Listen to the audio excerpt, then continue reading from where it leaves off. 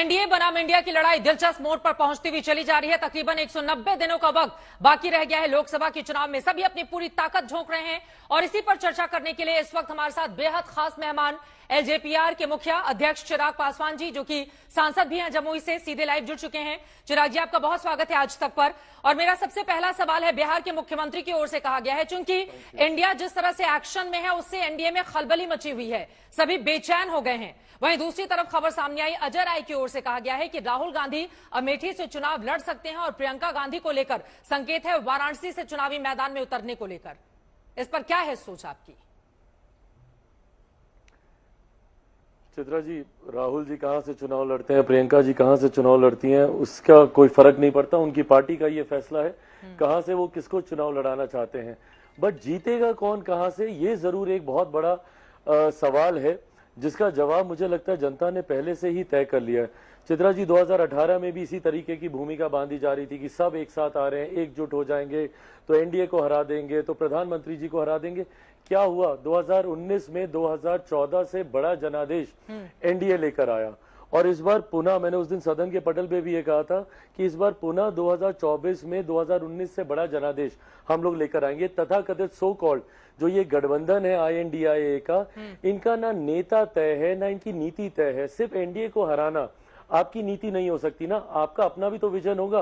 बेरोजगारी को लेकर, महंगाई को लेकर, इंफ्रास्ट्रक्चर को लेकर, इकोनॉमी को लेकर क्या है इनका विजन, जो अपना संयोजक तक अभी तक तय नहीं कर पाए। तीसरी बैठक होने जा रही है इनकी मुंबई में, तो जो अभी तक अपना संयोजक तय नहीं कर पाए।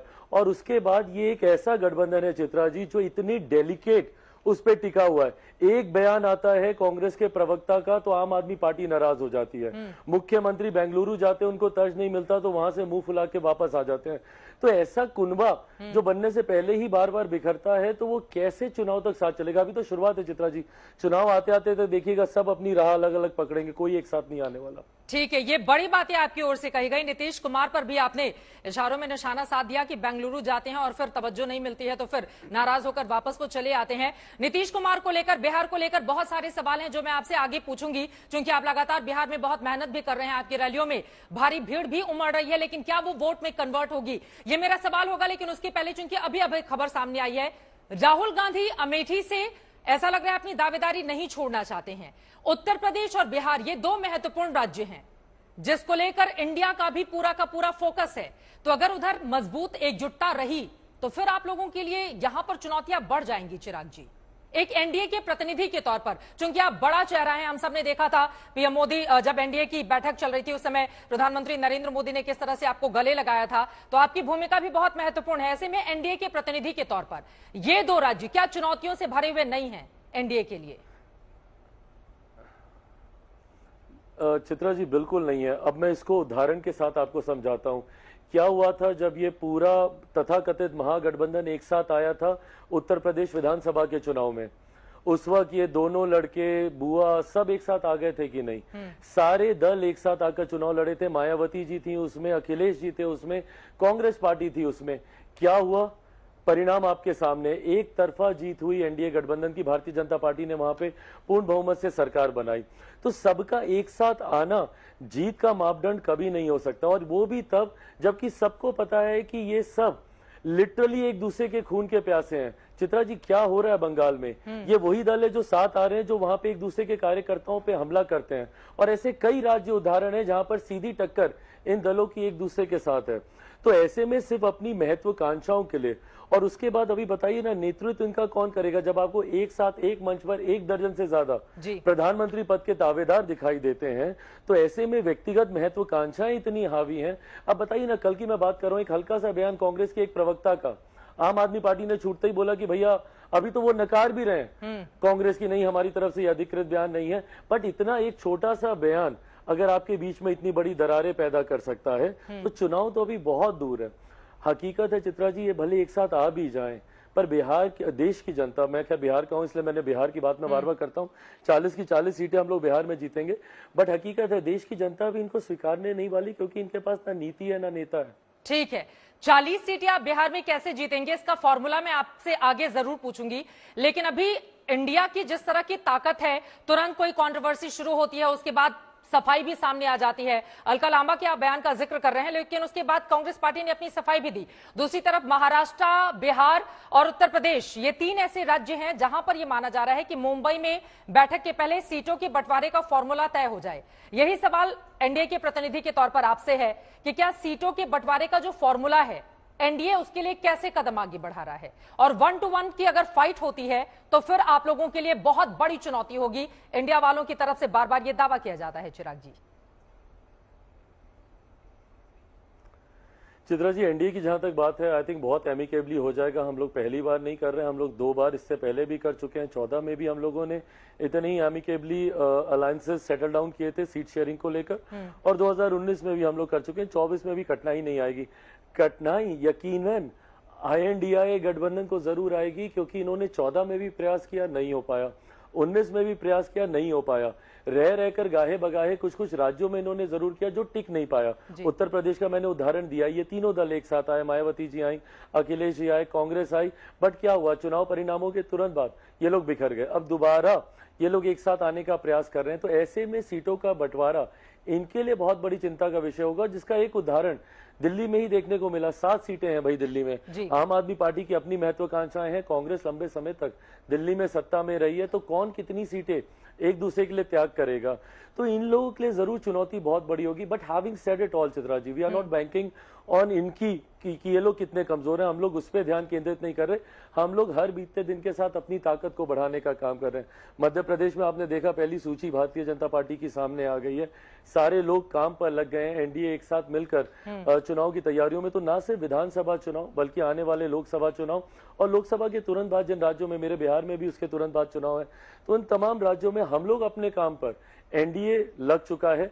बट अभी इंडिया बैठकों का दौर ही किए जा रहा है, और हर बैठक में से कौन नाराज होकर निकलता है।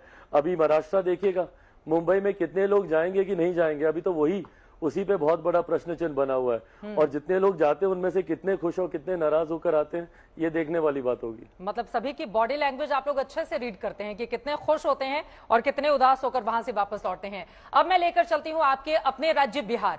वहां से मुख्यमंत्री नीतीश कुमार अभी दिल्ली आए थे, अटल बिहारी वाजपेयी की समाधि पर जाकर उनको नमन भी किया है। इसको लेकर भी आपकी ओर से तंज कसा गया, और नीतीश कुमार ने दिल्ली में आके ये भी कहा कि चूंकि इंडिया वाले काफी आक्रामक तरीके से आगे बढ़ रहे हैं 2024 के लिए, इसीलिए आप लोग बेचैन हो गए हैं।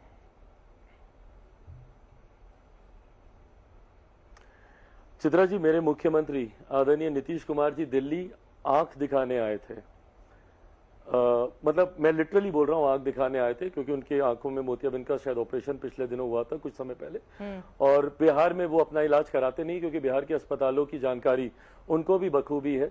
तो वो दिल्ली में एम्स में अपने आंख का इलाज कराने आए थे, पर साथ ही वो महागठबंधन को आंख दिखाकर भी गए हैं। यहाँ से श्रद्धेय अटल जी की समाधि पर जाना, सदैव अटल पर जाना 5 सालों के बाद मुख्यमंत्री जी को याद आता है। ये मुख्यमंत्री जी का वही चरित्र है, ये उनके व्यक्तित्व का वही एक रूप है जो वो बार बार परिदर्शित करते आए हैं। वो रहते किसी के साथ हैं, बट देखते किसी और को हैं।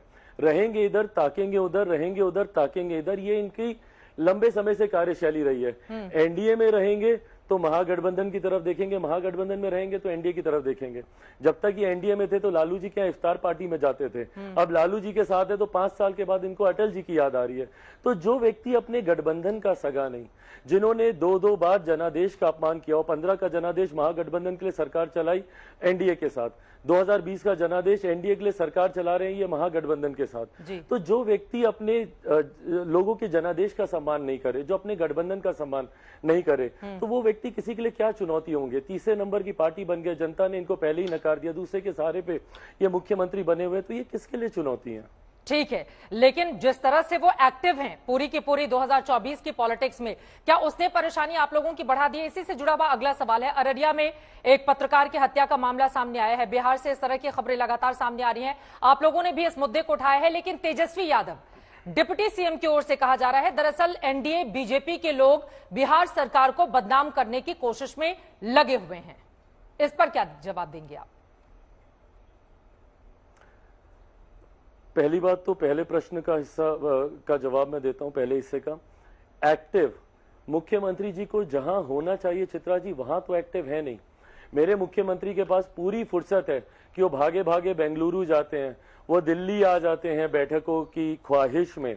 आज वो पैकिंग कर रहे होंगे मुंबई जाने के लिए, उनके पास ये फुर्सत है, बट उनके पास इतनी फुर्सत नहीं है कि चले जाएं वहां अररिया में, जहां पे इन्हीं के विभाग के एक अधिकारी की गोली मारकर हत्या कर दी गई, एक एसएचओ की वहां पे गोली मारकर हत्या कर दी गई। वो फुर्सत नहीं है इनके पास, इतनी फुर्सत नहीं है जो लोकतंत्र की हत्या की दुहाई देते नहीं थकते। आज आपके लोकतंत्र के चौथे स्तंभ पर प्रहार हो रहा है, पत्रकार को चुन के वहां पे गोली मार दी जाती है। मेरे मुख्यमंत्री के पास इतनी फुर्सत नहीं है कि उस परिवार के पास चले जाएं। और ये लोग आंकड़े दर्शाते हैं कि पहले कैसा था अब कैसा था। अरे भैया, अगर एक भी हत्या हो रही है बिहार में, आप गृह मंत्री है मेरे प्रदेश के, क्या आप ये आंकड़े जाकर आप दिखाएंगे उन विधवाओं को जिन्होंने अपने सुहाग को खोया, या उन बच्चों को जिन्होंने अपने पिता को खोया? क्या ये आंकड़े उनके आंसू पोंछ पाएंगे? क्या ये आंकड़े उन परिवारों को तसल्ली दे पाएंगे जो आए दिन अपने परिवार के लोगों को खो रहे हैं? इनके पास एक मिनट की फुर्सत नहीं है उन परिवारों को जाकर मिले। क्यों नहीं जाते ये दरभंगा, क्यों नहीं जाते ये मुजफ्फरपुर, क्यों नहीं जाते ये अरवल? ऐसी जगह जाने की इनके पास फुर्सत नहीं है, बट प्रदेश भर में एक्टिव होकर घूम रहे हैं अपनी अर्जी लेकर कि भैया हमको नेता नहीं तो कम से कम हमको कन्वीनर ही बना दो, हमको संयोजक ही बना दो। ये अर्जी लेकर घूमने की फुर्सत है इनके पास। और जो मुख्यमंत्री वहां पर बयान देते हैं कि भैया ये हमको बदनाम करने का प्रयास किया जा रहा है, आप ऐसे काम नहीं करेंगे तो कोई आपको क्यों बदनाम करेगा? आज अगर बेंगलुरु में अगर वो पोस्टर लगते हैं जहां पे बिहार का गिरता हुआ पुल दिखाया जाता है, वो इसीलिए वो पोस्टर लगते हैं क्योंकि आपकी सरकार में बिहार में पुल हवा में गिरते हैं, आपकी सरकार में बांध चूहे कुतर जाते हैं, इसीलिए ये चीजें दिखाई जाती हैं। आज अगर पत्रकार की हत्या नहीं हुई होती तो क्यों कोई दिखाता? और ये आए दिन हत्याएं हो रही है, टारगेट किलिंग शुरू हो गई है चित्रा जी बिहार में।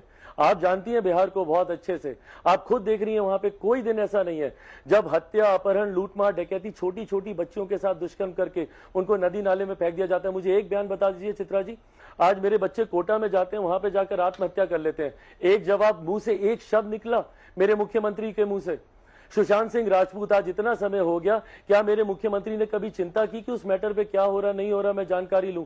या दूसरे प्रदेशों में जो बिहारियों की हत्या हो रही है, आप अपने प्रदेश में उन्हें रख नहीं पाते, वहां पर उन्हें सुविधाएं नहीं देते, और दूसरे प्रदेश में जाकर वो मर रहे हैं, आप उस पर भी मुंह नहीं खोलते, और आपके अपने राज्य में हत्याएं हो रही हैं तो आप अपराधियों को पकड़ने की बजाय आप आंकड़े दिखा रहे हैं।